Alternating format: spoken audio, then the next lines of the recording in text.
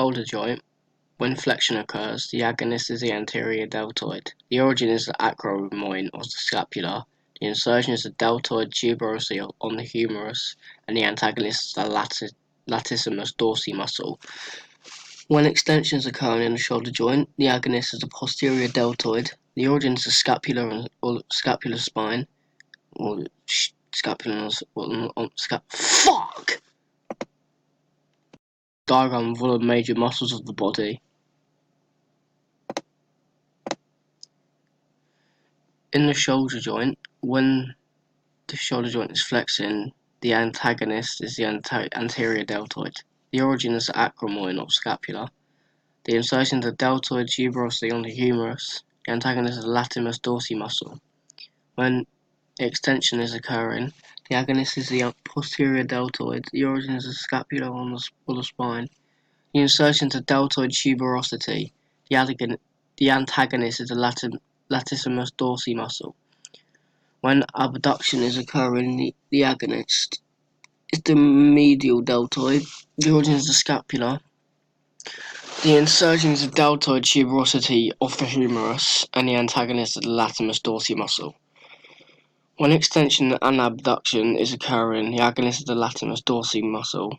The origin is the iliac crest.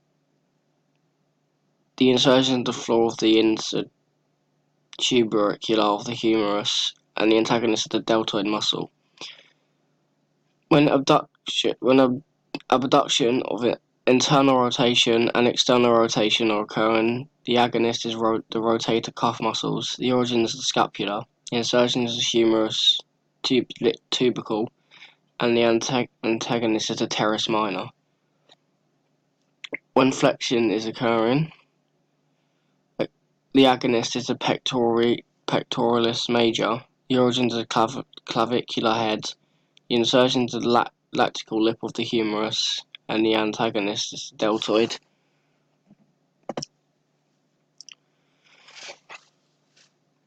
When supination is occurring, the agonist is the supinatus. The origin is the ulnar and humerus. The insertion is the radius, and the antagonist is the pronator quadratus muscles.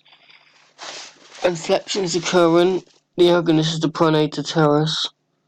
The origin is the humerus head. The insertion in the middle of the lateral surface. The antagonist is the supinator. When flexion and abduction is occurring, the agonist is the biceps brachii. The origin is the top of the scapula above the shoulder joint. The insertion in the radial tuberosity, and the antagonist is the triceps brachii. When extension is occurring, the agonist is the triceps brachii. The origin is the lateral head. The insertion is the olecranon, and the antagonist is the biceps brachii. When flexion and extension is occurring, the agonist is the hamstrings. The origin is the ischial tuberosity. The insertion is the tibia and the fibula. The antagonist is the quadriceps. When it's only flexion, the agonist is the quadriceps. The origin is the iliac spine and femur. The insertion is the tibia, and the antagonist is the hamstrings. When flexion is occurring, the iliopsoas is the agonist. The origin is the iliac fossa. The insertion is the femur, and the antagonist is the gluteus maximus.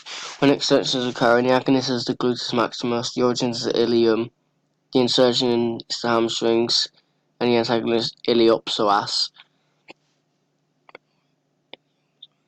When abduction is occurring, the agonist is the gluteus medius and minimus. The origin is the ilium.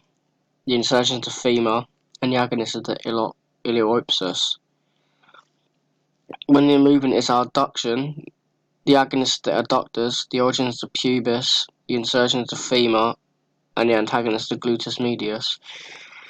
When the movement is dorsiflexion, the agonist is the tibialis anterior. The origin is the top half of the tibia. The insertion is the bone on the foot, and the antagonist is the gastrocnemius. When the movement is plantarflexion, the agonist is the gastrocnemium and soleus. The origin is the fibula and the tibia, and the insertion is the tendon of the Achilles. and the antagonist is the tibialis anterior. When the movement is rotation, the agonist is the internal obliques, the origin is the lumbar fascia, the insertion is the linear elbow and the ribs, and the antagonist is the external obliques. When extension is occurring, the agonist is external obliques, the origin is halfway down the rib, the insertion is the pubic crest, and the antagonist is the rectus abdominis. When the movement is flexion, the rectus abdominis is the agonist, the origin is the pubic crest, the insertion is halfway down the rib, and the antagonist is the erector spina. When the movement is lateral flexion, the agonist is the erector spina, the origin is the lumbar vertebrae, the insertion is the cervical vertebrae, and the agonist is also the erector spina.